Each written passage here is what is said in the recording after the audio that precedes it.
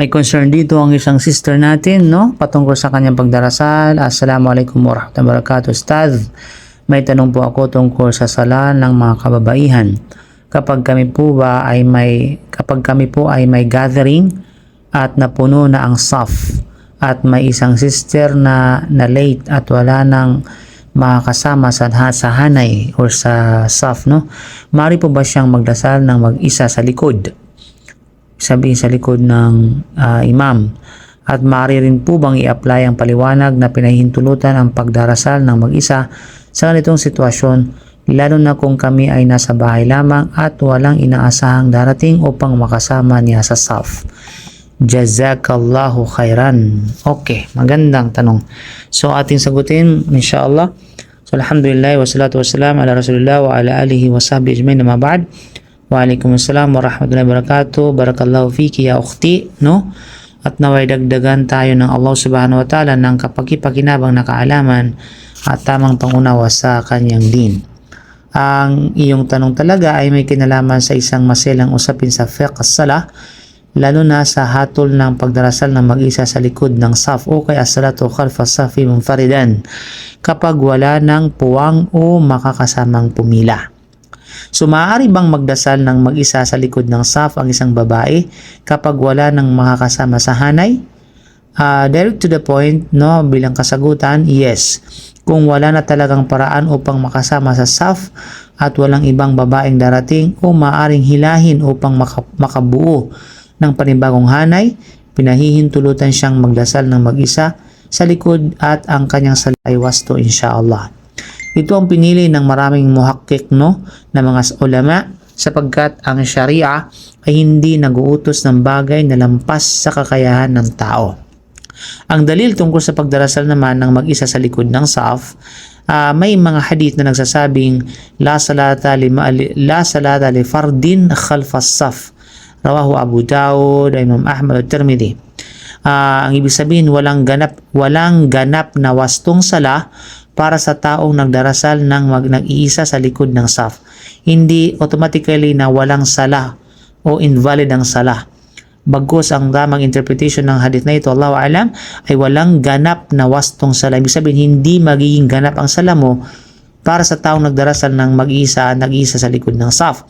At may ulat ng Prophet sallam ay nag-utos sa isang lalaking nagdasal ng mag-isa sa likod ng hanay na ulitin ang kanyang sala.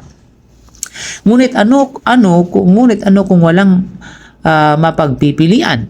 So dito nagkakaroon ng mas malalim na pagtalakay ang mga ulama. Ay sinabi ng Allah, fattaqullaha mastata'tum, sa Surat At-Taghabun, matakot kayo sa Allah ayon sa inyong mga kaya.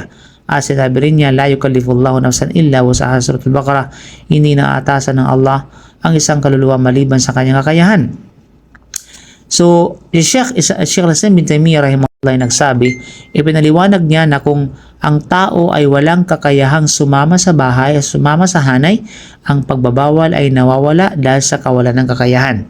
Si Imam Ibn Qayyim rahimahullah ay nagsabi, kanyang binanggit na hindi makatarungan na sabihing huwag siyang magdasal mag-isa sa likod.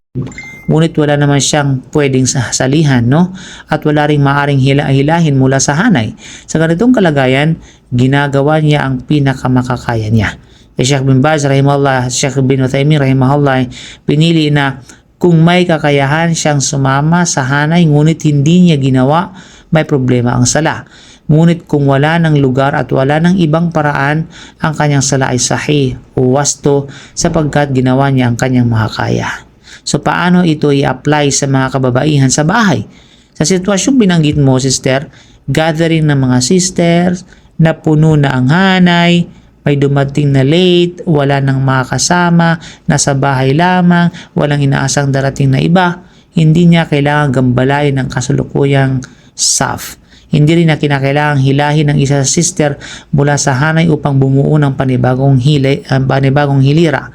Maaari siyang tumayo ng mag-isa sa likod at ipagpatuloy ang sala. At ang kanyang sala ay wasto insyaAllah dahil ginawa niyang lahat ng kanyang makakaya. No?